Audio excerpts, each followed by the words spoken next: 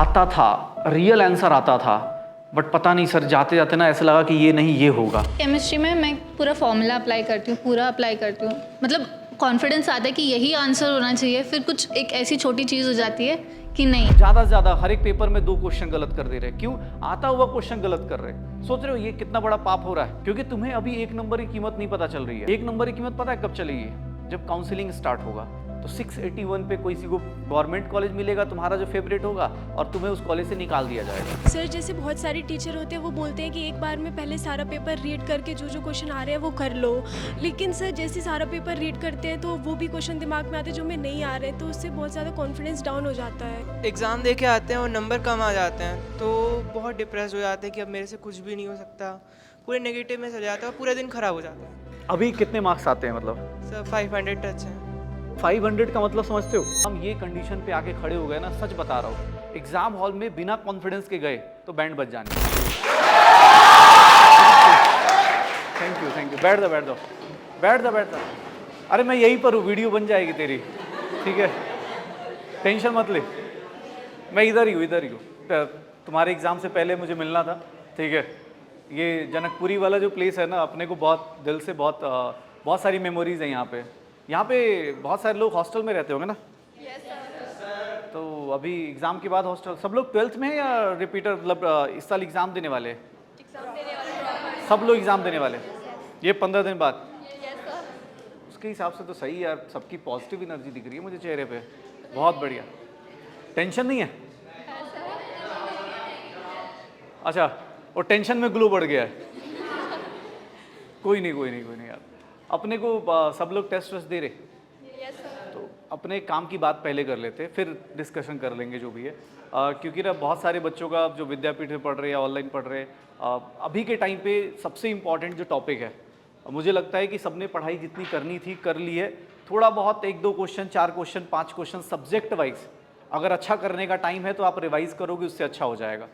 बाकी सब कुछ अब तुम्हारे जो साल भर या 6 महीने में जो मेहनत करी है ना, वही यूज़ होने वाला है, ठीक है। तो बहुत ज़्यादा पैनिक नहीं होना है, ठीक है। जो आजकल चलता है ना ट्रेंड कि भाई ये वाला सीट देख लेते, उस कोचिंग का देख लेते, इस कोचिंग का देख लेते, अब इस टाइम पे टाइम नहीं है, ठीक है ना। जो किया है उसको, जो भी रायता हमने फैलाया है, जो भी नोट्स बनाए हैं, जो भी टेस्ट दिए, जो भी क्वेश्चंस अच्छे लगे हैं ना, उनको सही करने का टाइम है, ठीक है। क्योंकि 4 मई में ज़्यादा दिन है नहीं, ठीक है। और अब पढ़ने से ज़्यादा सबसे ज़्यादा मतलब ये जो दे रखा है कि भाई नेगेटिव मार्किंग, मुझे लगता है कि अभी के टाइम पे जो लोग भी 500 नंबर लेके आ रहे हैं या 500 से ऊपर है, उनके साथ सबसे बड़ी प्रॉब्लम ये है कि नेगेटिव मार्किंग बहुत ज़्यादा है, ठीक है। तो मेरा मेन मोटो यही था कि भाई जितने लोग मिले और जो भी बच्चे वीडियो देखे कि भाई यहाँ नेगेटिव मार्किंग मतलब पेपर जो है कुछ स्टेप्स फॉलो करने हैं, और ये स्टेप्स अभी 2 हफ्ते के अंदर अपने को अच्छे से फॉलो करने हैं, कोशिश करनी है। एक बार थोड़ा टाइम लगेगा, चेंजेस करने में टाइम लगेगा, क्योंकि साल भर से आदमी को आदत लग जाती है। कभी कोई तुक्का मार देते पता नहीं चलता, तुक्का सही हो जाता हम देखते तक नहीं है, तुक्का मार देते वो पता नहीं चलता हम लोगों को। तो मुझे लगता है कि सबसे पहले जो मतलब मोस्ट ऑफ द प्रॉब्लम्स आती है उसको डिस्कस करते। मुझे 2025 का पेपर देना है, 4 मई को पेपर है। जो भी निगेटिविटी इन्वायरमेंट में बन रही हो कि भैया पेपर लीक होगा, पेपर डिफ़िकल्ट होगा, टफ होगा, ये होगा वो होगा, वो सब चीज़ें साइड में कर दो, क्योंकि उससे कोई फ़र्क नहीं पड़ रहा। 4 तारीख के बाद उसके लिए डिस्कशन करने के लिए बहुत सारे मौके मिलेंगे।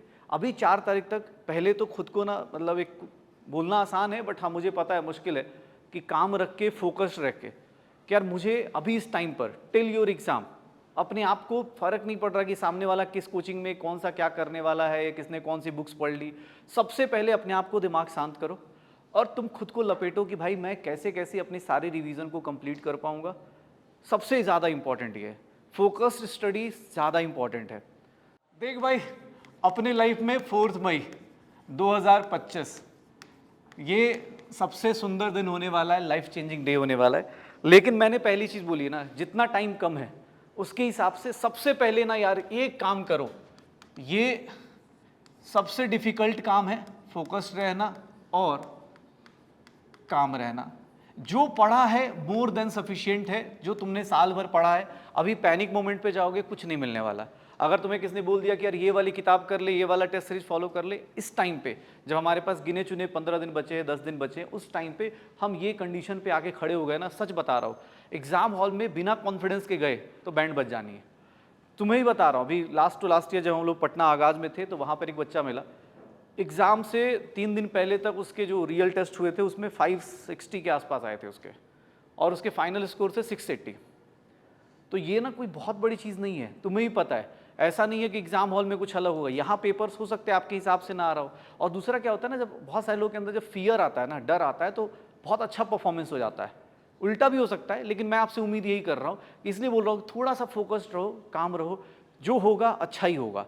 अब अपने को 10 दिन के अंदर क्या क्या चीज़ें कर सकते हैं, तो यहाँ पर ना जो भी हमने करा हुआ है, सबसे पहले जिन लोगों का रिवीजन बाकी है भाई, रिवीजन कंप्लीट करो, रिवीजन कंप्लीट करो, और टेस्ट देना है, टेस्ट दो, क्वेश्चन करने हैं, क्वेश्चन प्रैक्टिस जैसे भी करनी है। किसी का टेस्ट से होता है, कुछ लोग कंफर्टेबल सिचुएशन में होते हैं। जैसे अभी के टाइम पे मैं 2 टाइप के लोग जो सिलेक्शन के लिए फाइट कर रहे हैं, उसको मैं 2 पार्ट में डिवाइड कर देता हूँ।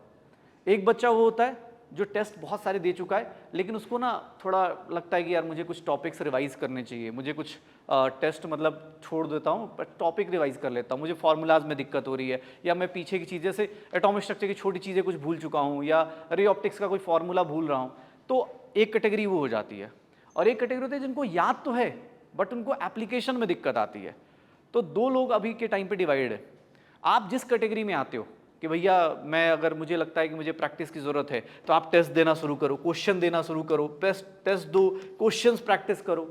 अगर आपको लगता है कि नहीं यार मुझे ना टेस्ट मैंने दे दिया है, मुझे बेसिक चीज़ें समझ में आ रही है, मुझे दिक्कत आ रही है कि मेरा कुछ पोर्शंस रिवाइज ही नहीं हो पाए। जैसे मान लो बायो के कुछ एग्जाम्पल्स होंगे जो गलती हो रही होगी, लग रहा होगा कि यार ये चैप्टर मुझे रिवाइज करना चाहिए, तो इसमें बुरा नहीं मानना है, ये रिवाइज करना है अपने को, इसमें क्या है। तो ऐसा नहीं कि ये बंदा टेस्ट दे रहा है तो मैं भी टेस्ट दूंगा, मैं 4 टेस्ट दूंगा, 3 टेस्ट दूंगा, हर एक के लिए सेम चीज़ सूट नहीं करती। हर एक आदमी, जैसे मुझे लगता है कि टेस्ट एक एवरेज होना चाहिए, 2 दिन में एक बार दे दिया, इस टाइम पे मन किया, जैसे मुझे लग रहा है कि यार मैं टेस्ट दूंगा, 3 दिन में एक बार दे दिया, मैं उससे ज़्यादा अगर मुझे लगता है कि रिवीजन की कमी है तो मैं रिवीजन में फोकस करूंगा। अगर आपको लगता है तो रिवीजन पे, चाहे वो फिजिक्स हो, चाहे केमिस्ट्री हो, चाहे बॉटनी हो, चाहे जूलॉजी हो, आपके जो भी वीक चैप्टर्स तो आइडेंटिफाई होते ही है ना। तुम्हें कोई मैं बताऊं कि कौन सा वीक चैप्टर है कौन सा नहीं है, खुद को आदमी ज़्यादा अच्छे से जानता है। ठीक है कि मेरा मान लो मुझे बायो में या बॉटनी या जूलॉजी में मुझे कुछ दिक्कत आ रही है, एग्जाम्पल्स फंस रहे हैं, ठीक है, तो उन सब चीज़ों को रिवाइज करो। ठीक है, तो ये तुमसे अगले 15 दिन के अंदर एक्सपेक्टेशन है कि भैया तुम्हें ये 2 चीज़ें करनी है। ठीक है, ये 2 चीज़ें आपको 4 मई तक आपको करनी ही करनी है। अब आते हैं पेपर में, जब पेपर जाएंगे या पेपर अभी करेंगे। ठीक है, ये हो गया कि आपको जो फॉलो करना है, चाहे वो रिवीजन करना हो चाहे क्वेश्चन करना हो। दूसरा क्या है कि भैया पेपर, अब पेपर जब देने जाओगे ना, या पेपर अभी टेस्ट देने शुरू करोगे या क्वेश्चन प्रैक्टिस करना शुरू करोगे, तो यहाँ पर बताता हूँ सबसे पहली गलती, कुछ लोग जैसे एग्जाम हॉल जाने से पहले ना फालतू ही कन्वर्सेशन करना शुरू कर देते हैं, कुछ तो माहौल निगेटिव पहले से ही बना लेते हैं। जैसे बहुत सारे बच्चे ऐसे होते हैं जिनके अंदर पोटेंशियल होता है, बट होता ना कि सेंटर पे गए उससे पहले ही 2 लोग मिल गए, अरे भाई तूने ये फोटोसिंथेसिस की ये रिएक्शन पता है क्या, वो आउट ऑफ सिलेबस है बट तुम्हें पूछ के वो तुम्हारा कॉन्फिडेंस डाउन कर चुका है।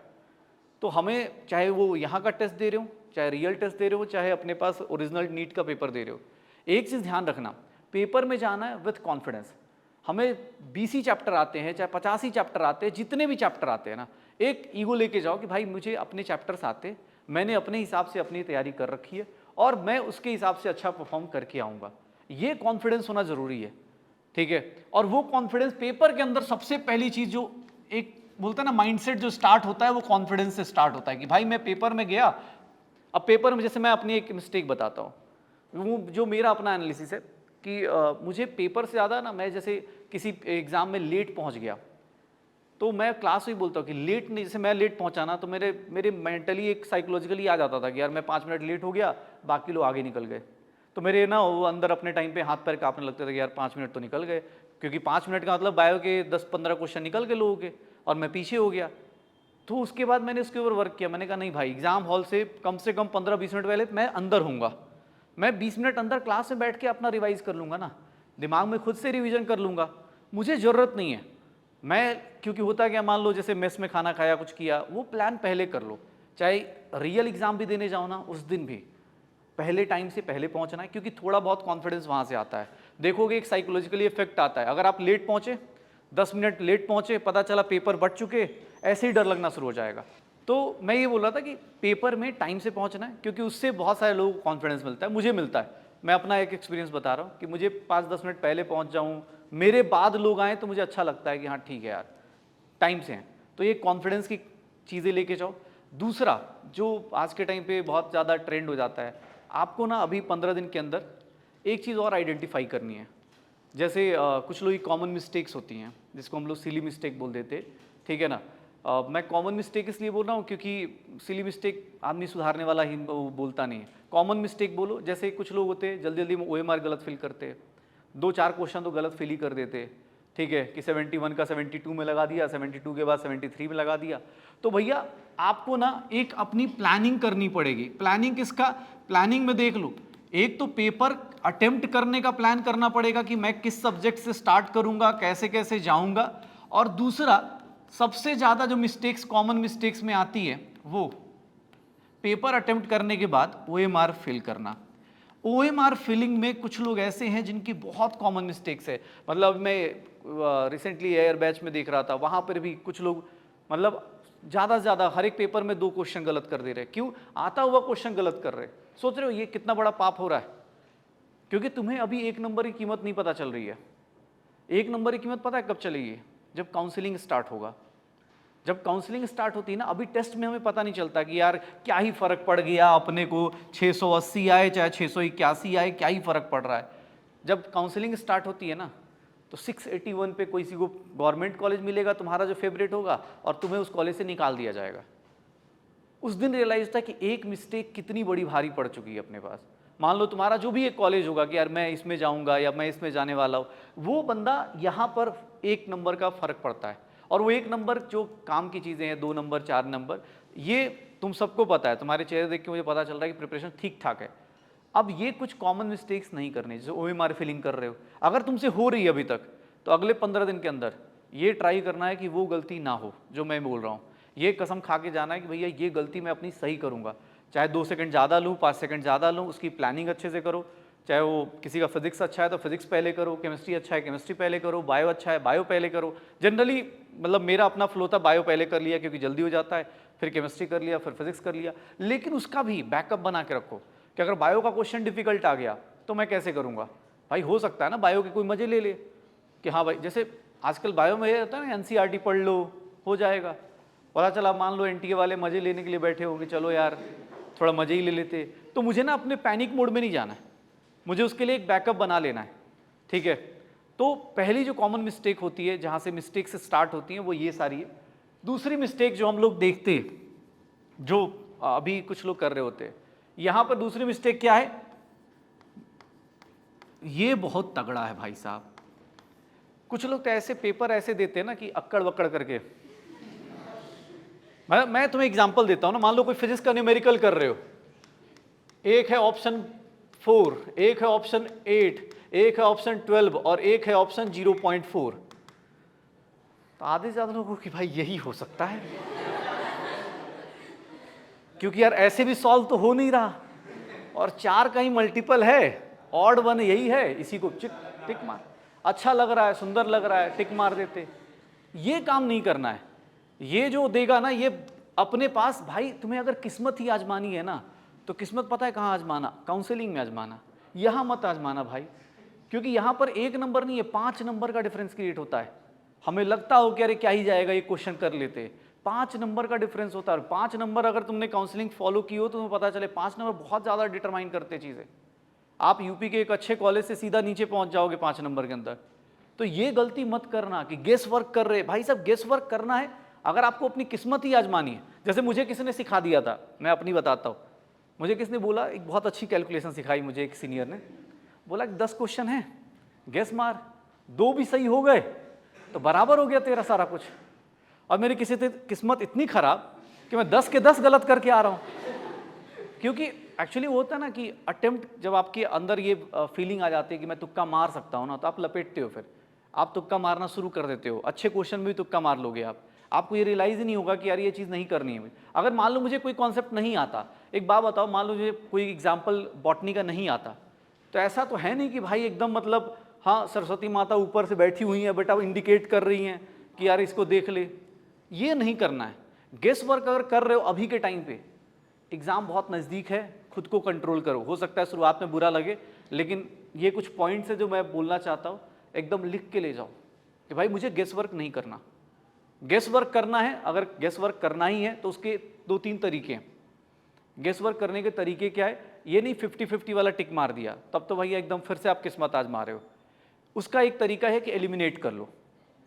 एलिमिनेशन में आपको डिटरमाइंड हो, जैसे मैं एलिमिनेशन का एक सिंपल सा है, उसमें भी एक ऑप्शन के लिए आप डिटरमाइंड हो, उसमें भी अगर 2 ऑप्शन पे हो, जैसे आप केबीसी थोड़ी ना खेल रहे हो कि हाँ भाई 50-50 कर लेते, 50-50 गेम खेल लेते, ठीक है। 50-50 नहीं करना है वहाँ पे, आप एलिमिनेट करो। अगर आपको लगता है ना तो आप एलिमिनेशन शुरू करो कि यार मुझे पता है ये तो नहीं होगा।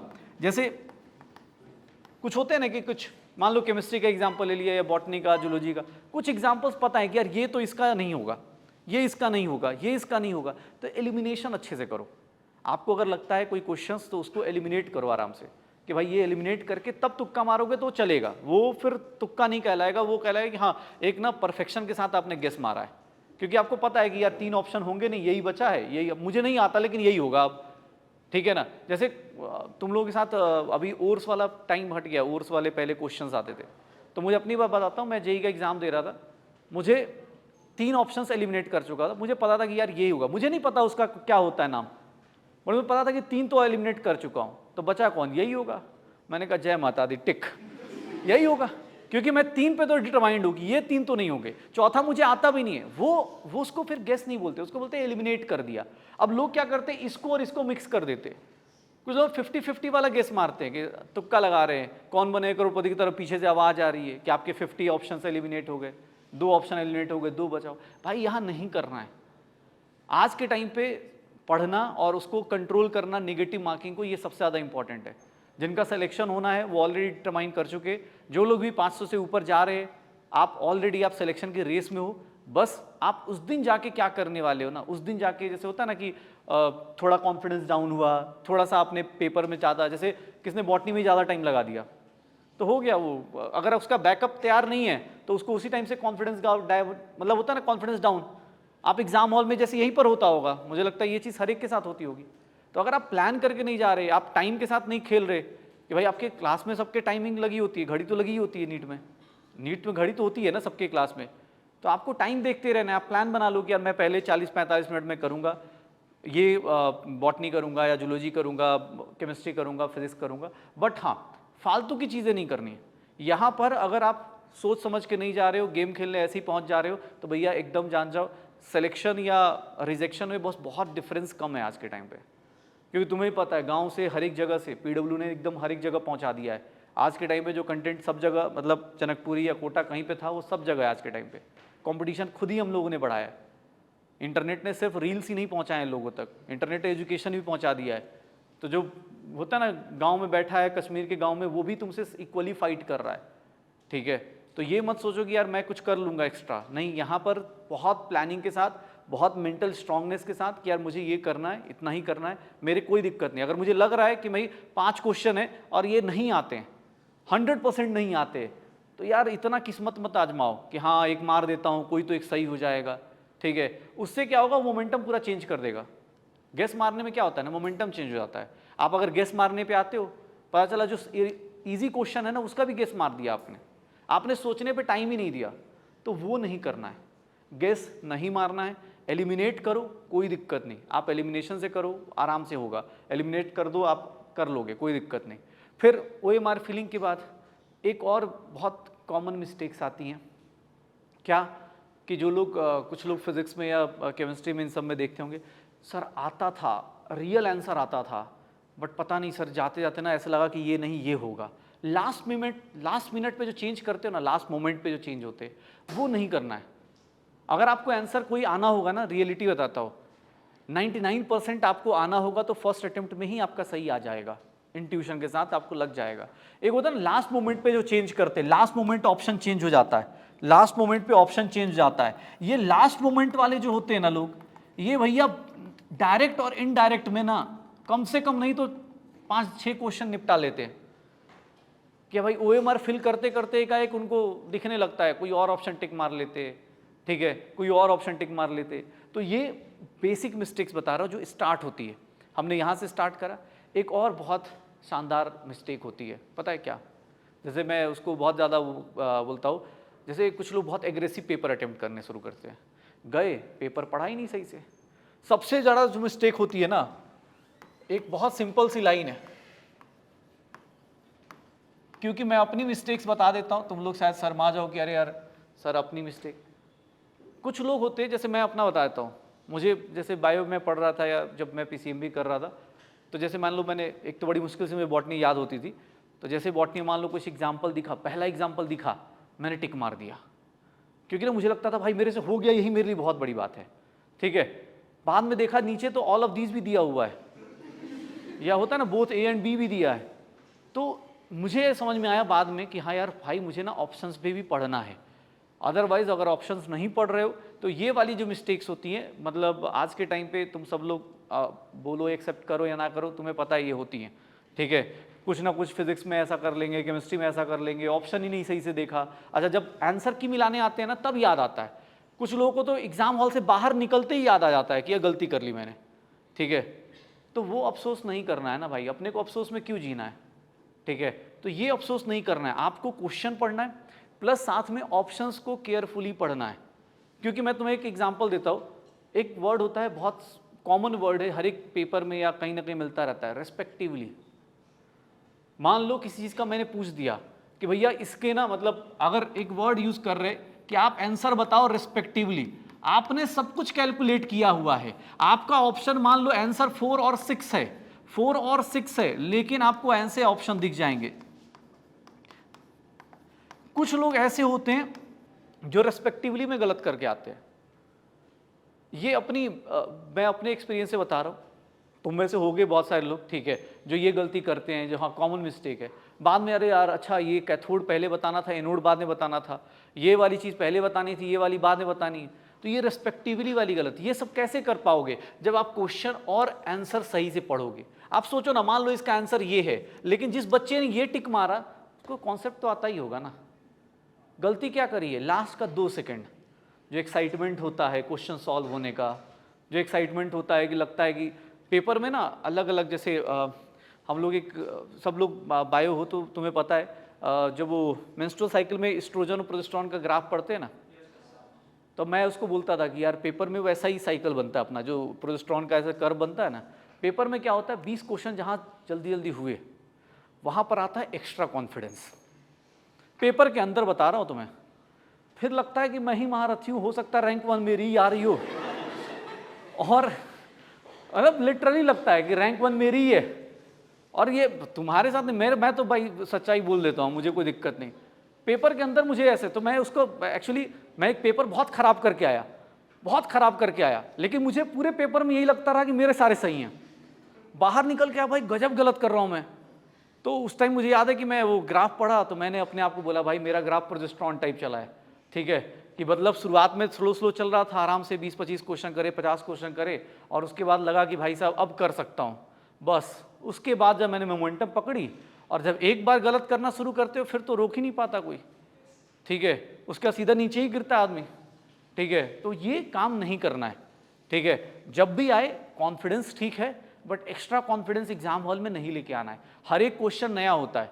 एक सिंपल सी सोचना ना, तुम ये बताओ, तुम 1.5 साल से, 1 साल से, 2 साल से, 3 साल से प्रिपेयर कर रहे हो, सेम चीज़, क्वेश्चन ही आने, आंसर देने, बस यही काम है। लेकिन आपका हर एक दिन उतना अच्छा नहीं होता। हर एक क्वेश्चन आप हर एक क्वेश्चन अटेम्प्ट कर लो फिर तो 720 ही आने। लेकिन हाँ, मुझे अपना काम करना है कि मैं 720 आना होगा तो ऐसे ही आएगा, क्योंकि आप अच्छे से अटेम्प्ट करोगे ऐसे ही आ जाएगा। टॉपर को थोड़ा ना पता होता है कि टॉपर है वो तो भैया मेहनत करके आता है, बाहर निकल के आता है तो पता चलता है कि हाँ यार 720 आ रहे मेरे। आप एग्जाम हॉल में ये वाला ग्राफ मत फॉलो करना कि 50 क्वेश्चन जैसे ही सही हुए अब तो बेटा मैं ही हूँ, मतलब इंटरव्यू दूंगा मैं तो, मतलब जाके होता है। मैं खुद की बात बता रहा हूँ, क्योंकि मेरे पास PCMB थी तो मैंने कहा मैं तो JEE दूंगा और उधर दूंगा, तो भाई देखो भाई क्या ही करने वाला हो। ये गलती नहीं करनी है, ठीक है। मैं बार बार बोल रहा हूँ, ये वाली गलतियाँ नहीं करनी है कि आपको ऐसे ग्राफ नहीं लेके जाना है। आप एग्जाम हॉल में एक लीनियर ग्राफ फॉलो करो जो आपको पता है कि हाँ यार मुझे ऐसे चलना है, चाहे वो फिजिक्स का क्वेश्चन आए चाहे केमिस्ट्री का क्वेश्चन आए, हर एक क्वेश्चन को पीछे क्वेश्चन से रिलेट मत लेके आओ, इमोशंस कैरी मत करो वहाँ पर।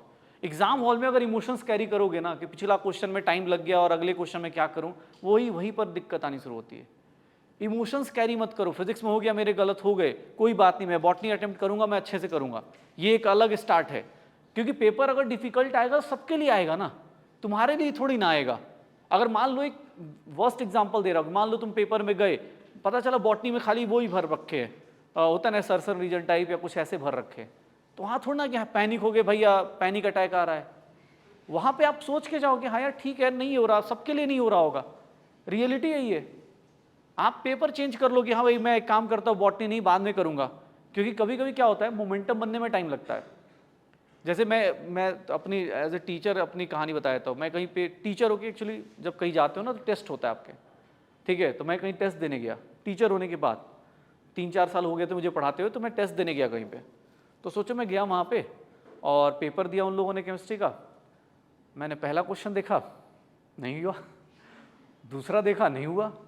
अब अंदर ही अंदर मैं अपनी बात बताता हूँ, मैं एक बार को सोचने लगा कि यार भाई क्या चल रहा है, 5 क्वेश्चन हिले ही नहीं, मतलब होता है ना कि दिमाग ही नहीं क्लिक कर रहा कि भाई क्या करना है मुझे इसमें।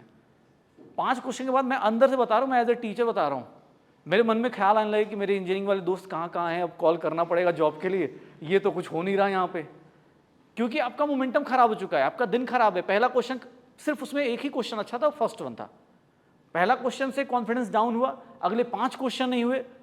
फिर मुझे थोड़ा अपने टाइम पे जैसे तुम लोग अभी कर रहे हो, तो वो वाला मुझे याद था कि यार जब ऐसा होने लगे तो मैं क्या करता, पेपर पीछे से करता था, मैं कहा भाड़ में जाए जो होना है, अब पीछे से करके देखते हैं। पीछे से करना शुरू किया, जो भी 30 क्वेश्चंस थे पीछे से स्टार्ट किया, पीछे से स्टार्ट हुआ, करते करते आया, मैं 29 कर गया, लास्ट वाला ही छूटा वो। क्यों? क्योंकि आपका मोमेंटम गलत जगह से स्टार्ट हो गया, आप पहले ही गलत क्वेश्चन से भिड़ गए और वहां पर अपना ईगो लेके बैठ गए। मैं अगले 5 क्वेश्चन के अंदर मेरे अंदर ही ख्याल बता रहा हूँ कि मैं सोच रहा हूँ मैं अपने दोस्त को कॉल करूंगा, भाई देख ले यार तेरे यहाँ कुछ इंजीनियरिंग की जॉब हो तो बता दे, ये सोच रहा हूँ मैं बैठ के।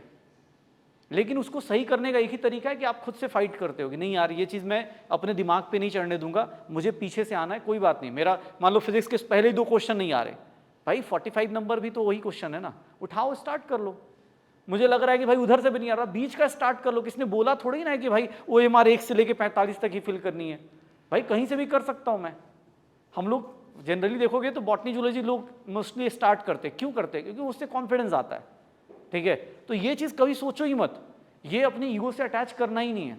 जब एग्जाम हॉल पहुंचना है भैया मुझे अपना बेस्ट देना है, ये मेंटालिटी के साथ पहुंचो।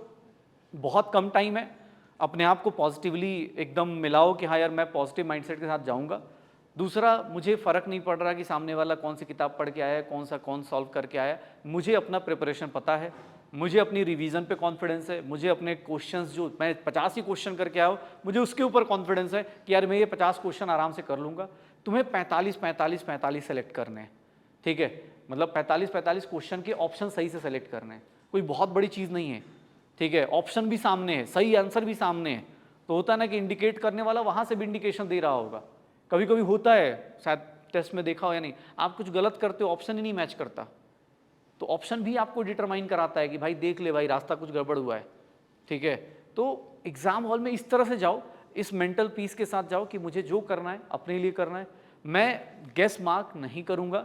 गेस वर्क करोगे, हो सकता है अभी किसी को लगे कि सर मैं 10 गेस करता हूँ मेरे तो चल जाते हैं, 7-8 सही हो जाते हैं। भाई तुम्हें करना है तुम कर लो, फिर वो अगर किस्मत अच्छी रही तो 10 के 10 सही हो सकता है आप टॉप कर जाओ।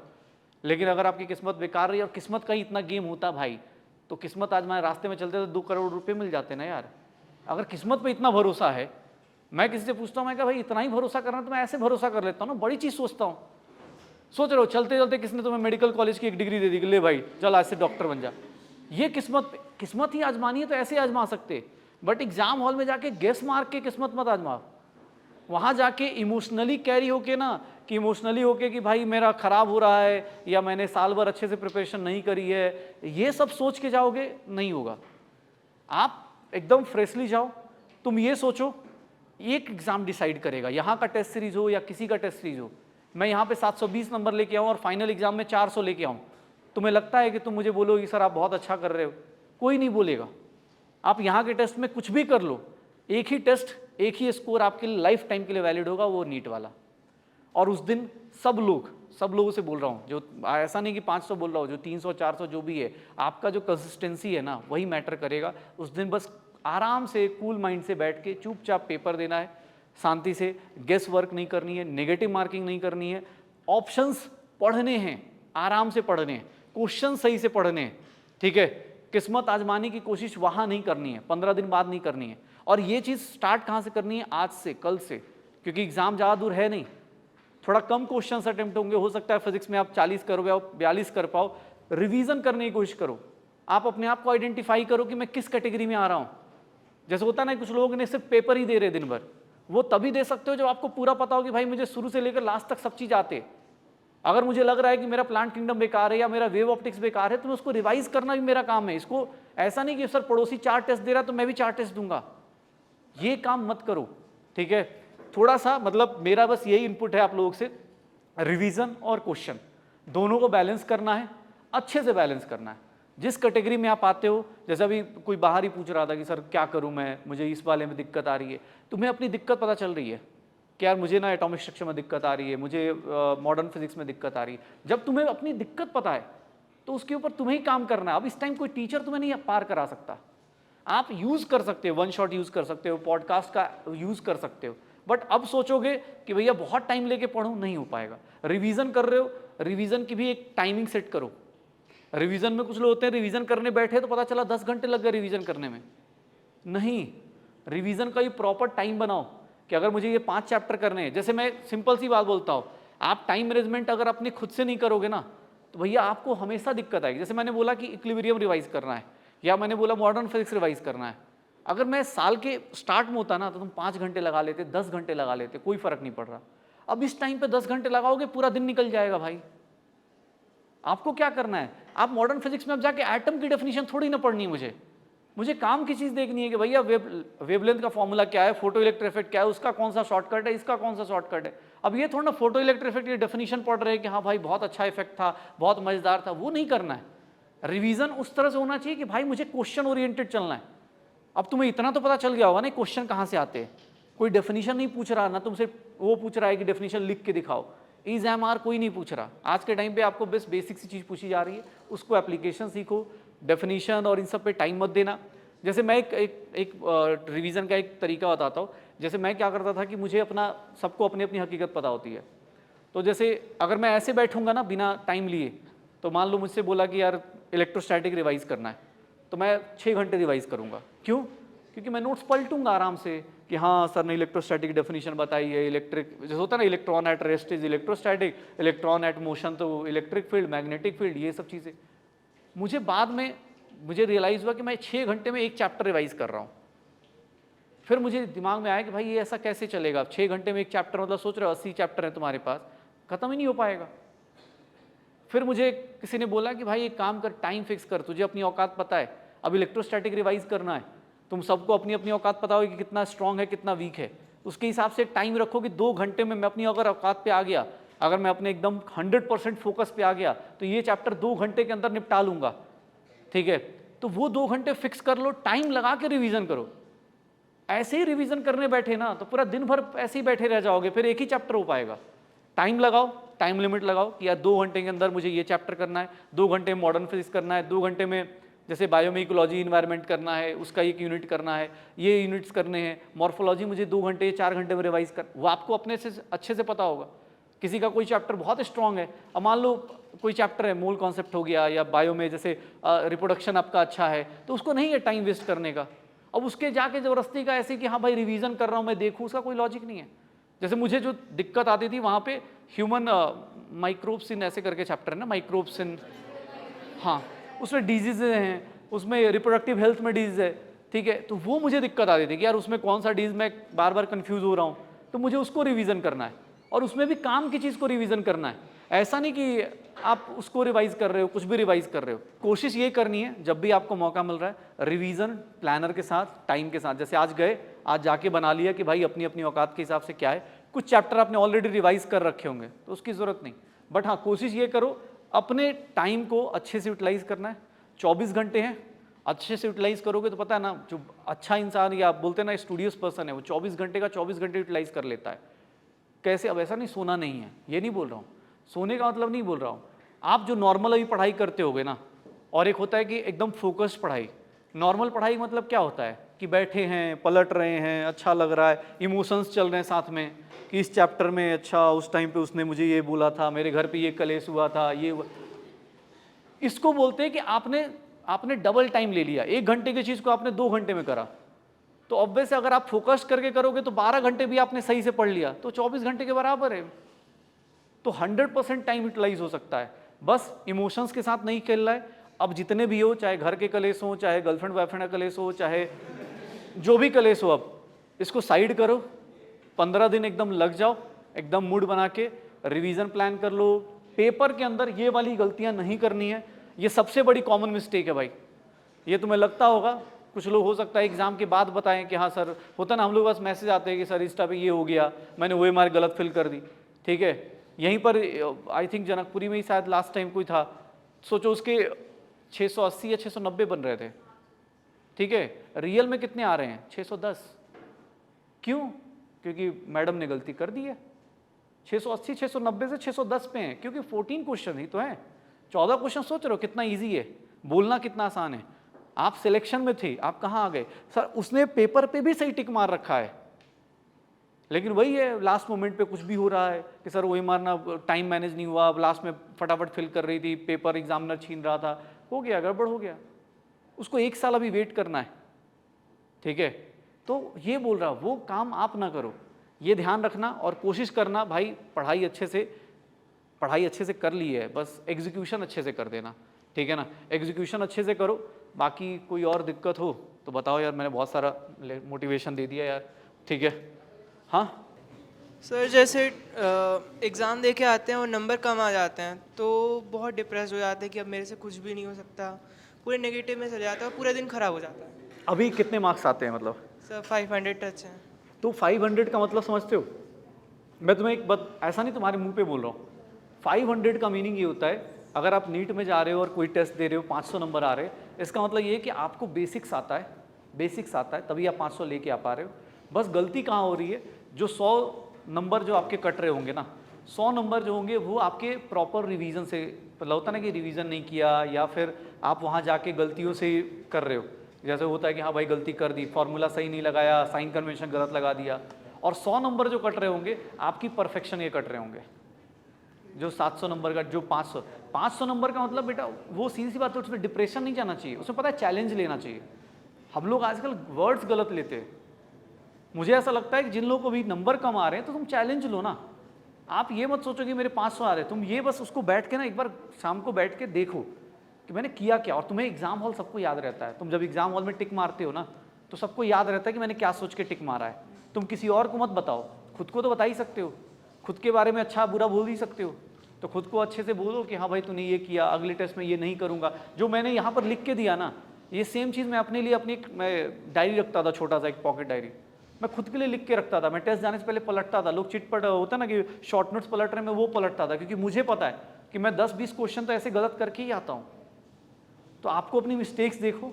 ठीक है, 500 नंबर ये मैटर नहीं कर रहा, 500 से ज़्यादा आपका 720 में क्यों कम आ रहा है ये देखो।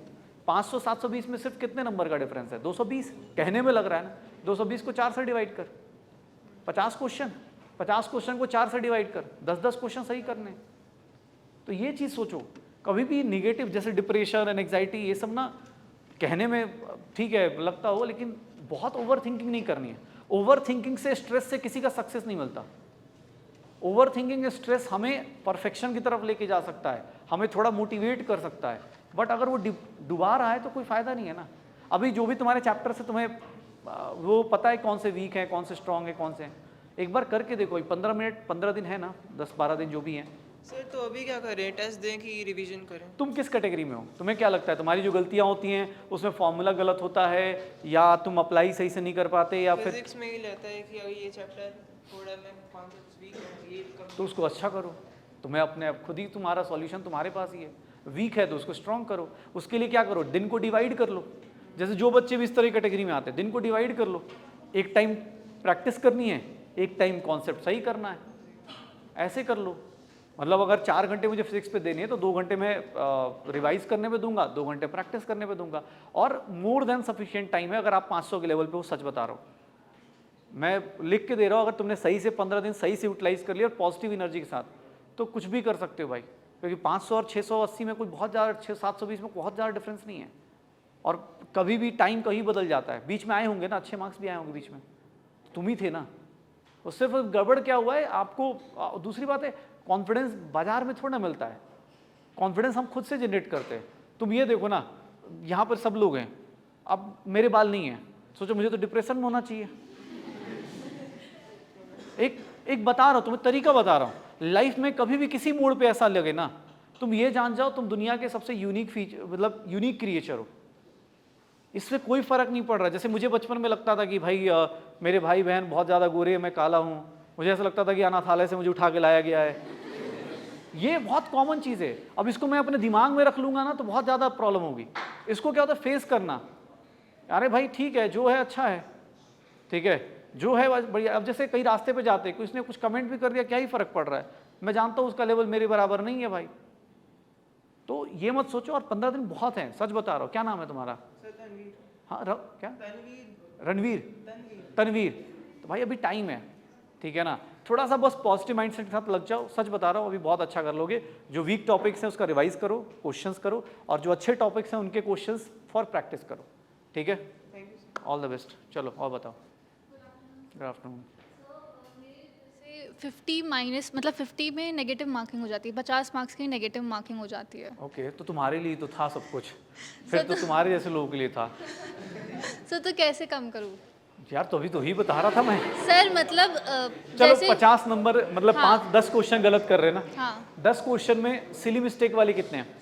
सिली में, बायो में सिली मिस्टेक्स होते हैं। तो अब ये बताओ, उस सिली मिस्टेक के लिए, अरे बस सुन ले भाई, सिली मिस्टेक के लिए कोई दवाई, कोई चूरन, नहीं। कुछ, वो कौन सही करेगा? तुम ही करोगे। हाँ जी। अब तुम ये सोच के जाओ ना, तुम जैसे एग्जाम हॉल में जाते हैं तो बोलते हैं ना कि जैसे बहुत सारे लोग होते हैं कि भाई भगवान का नाम ले रहे, ऊपर वाले का नाम ले रहे। भाई तुम ये सोचना शुरू करो, ठीक है वो है आपके साथ, तभी आप वहाँ तक पहुँचोगे, लेकिन तुम ये सोचो ना कि मुझे अपने ऊपर क्या करना है। जैसे मैं तुम्हें क्या बोला कि एग्जाम हॉल में जाओगे तो पहले से ही आपको माइंडसेट आपका पता है। जैसे मुझे अपने कुछ गलतियाँ पता है। जैसे बहुत सारे लोग होंगे जो मैच द कॉलम करते, तो मैच द कॉलम में जैसे जेई में मोस्टली ना मल्टीपल चॉइस करके आता है। अभी नीट में नहीं आता है लेकिन कभी भी आ सकता है। तो मान लो मैंने देखा नीट की आदत लगी हुई थी, एक ऑप्शन टिक हुआ, मैंने टिक मार दिया, मुझे लगा आगे देखने की जरूरत नहीं, क्या है पहला ऑप्शन मैच कर गया, हो गया। बाद में जब ऑप्शंस घर पे आया देखा अरे भाई इसका एक और हो सकता था, मैंने सोचा ही नहीं, और वो निगेटिव जा रहा है। तो सिली मिस्टेक्स हो गई या फिर क्वेश्चंस की मिस्टेक्स हो गई, ये मत करो। गेस तो नहीं करते? नहीं, गेस नहीं करती मैं। तो उसके लिए लाइक फिजिक्स केमिस्ट्री में मैं पूरा फॉर्मूला अप्लाई करती हूँ, पूरा अप्लाई करती हूँ। मतलब कॉन्फिडेंस आता है कि यही आंसर होना चाहिए, फिर कुछ एक ऐसी छोटी चीज़ हो जाती है कि नहीं, उससे नहीं होता, फिर वो गलत हो जाता है। मतलब आंसर की जब चेक करती हूँ तो उसको भी उसी को अभी 15 दिन ना, जो भी अभी टेस्ट दोगी, जितने भी टेस्ट दोगी, उसके अंदर लिख के ले जाना। एक होता है ना कि एग्ज़ाम जैसे रूम में एंटर कर रहे हैं ना, उससे पहले एक पर्ची बना लेना और ख़ुद को 4 बार बोलना कि मुझे ये नहीं करना है। क्योंकि जब तक तुम ये करोगी ना तब तक वो, ये ऐसी चीज़ें कभी भी हो सकती है, किसी से भी हो सकती हैं। जैसे सिली मिस्टेक्स है ना, बहुत कॉमन है, किसी से भी हो जाए। जैसे OMR फिल करने में, अब सोचो एक बच्चा, मान लो OMR तुम कर रही हो, अगर तुमने लग रहा हो अरे मेरा तो OMR अभी गलत नहीं होता, मैं तो सही फिट करते हो, ठीक है। एग्जाम हॉल में सोचो उस बच्चे की कहानी। मान लो तुमने एक क्वेश्चन भी OMR में गलत फिल कर दिया, अगर तुम प्लानिंग के साथ नहीं गए, अच्छे से फिल नहीं कर रहे हो, 61 का आपने 62 में मार्क कर दिया। आप सोचो उसी टाइम आपने सोचना शुरू कर दिया -5, हो गया ना, वहीं से आपका नेगेटिव 5-10 मिनट निकल जाएंगे स्ट्रेस में ही। तो वो गलतियाँ नहीं करनी है। ऐसा नहीं कि जो OMR की गलती है तुम नहीं करी, कलोगे नहीं करोगे, ट्राई करो, चाहे वो सिली मिस्टेक्स हो चाहे आंसर्स के हो। जैसे आंसर्स में भी बहुत बार मेरे साथ हुआ है कि 3 × 2 मुझे पता है 6 आएगा, लेकिन ऑप्शन देखा, अब होता है ना सबकॉन्शियस माइंड, 3 ऑप्शन टिक करके आ रहा हूँ, मुझे पता है 3 × 2 6 मैंने निकाल दिया है, बट ऑप्शन होता है ना कि ये अभी हम, माइंड। हाँ, तो ये चीज़ को कंट्रोल करो। ये कहना आसान है बट अगले 15 दिन तक आपको इसी पे फोकस करना है। और सर जैसे ऑर्गेनिक में मेरी, मतलब मुझे समझ आती है लेकिन कुछ क्वेश्चंस बनते ही नहीं हैं। रिएक्शंस वाले, रिएक्शंस वाले, जैसे एसिडिटी और ये सब तो पता चल जाते क्या होते हैं, रूल्स भी सारे पता चल जाते हैं, लेकिन जब रिएक्शंस करने, सॉल्व करने आते हैं तो वो होते ही नहीं है सॉल्व। उसके लिए एक ना सिंपल सा एक वाइट A4 शीट लो और हाइड्रोकार्बन से चालू करो, रिएक्शन वहाँ से चालू होती है। जैसे अब इस टाइम पे वुड्स रिएक्शन मत याद करो, वुड्स रिएक्शन सबको आती है, ठीक है। इस टाइम पे क्या याद रखना है कि भैया जो कैनिंजारो है, अल्डोल है, जो अपने पास अच्छे रिएक्शंस है जिसमें मैकेनिज्म दिया हुआ है एनसीईआरटी में कि डिहाइड्रेशन ऑफ अल्कोहल है, कार्बोकैटायन है, जो तुम्हें लगता हो कि यार ये मैं फंस रहा हूँ, या क्लेमेंशन है, या जो जैसे मुझे क्लेमेंशन और वुल्फकिस्टन में बहुत ज़्यादा अपने टाइम में बहुत प्रॉब्लम हुई थी मुझे, मतलब मुझे बाद में बहुत ही गंदे तरीके से मैं गाली देता था खुद को, मुझे आता हुआ क्वेश्चन में गड़बड़ कर लेता था, क्योंकि वो होता है ना कि मुझे याद ही नहीं रहता था किसमें कौन सा लगाना है। तब सर ज़्यादा बुरा लगता है जब आते हुए गलत करो तो ऑप्शन दोनों दिए हुए हैं लेकिन फिर भी हम गलत कर रहे हैं। तो उसको ना एक ही तरीका है कि आप अपने एक, अभी तुम्हारे पास अच्छा खासा टाइम है, ठीक है, ये नहीं कि बहुत टाइम है लेकिन अच्छा खासा टाइम है। जो वीक पोर्शन है, मान लो केमिस्ट्री का है तो स्टार्ट करो हाइड्रोकार्बन से।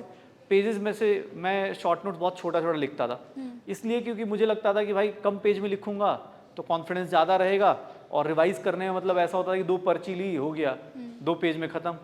तो हाइड्रोकार्बन चालू करो, उसमें वुड्स रिएक्शन मत लिखो, जैसे कोल्बेज इलेक्ट्रोलिसिस है, अगर वो आपका प्रॉब्लम है, उसकी मैकेनिज्म में प्रॉब्लम है तो वहाँ पे डॉट लगाओ, यहाँ फिर रेडिकल बनता है, छोटे छोटे पॉइंटर्स बना लो और उसको एक दिन पूरा बैठ के लिख लो।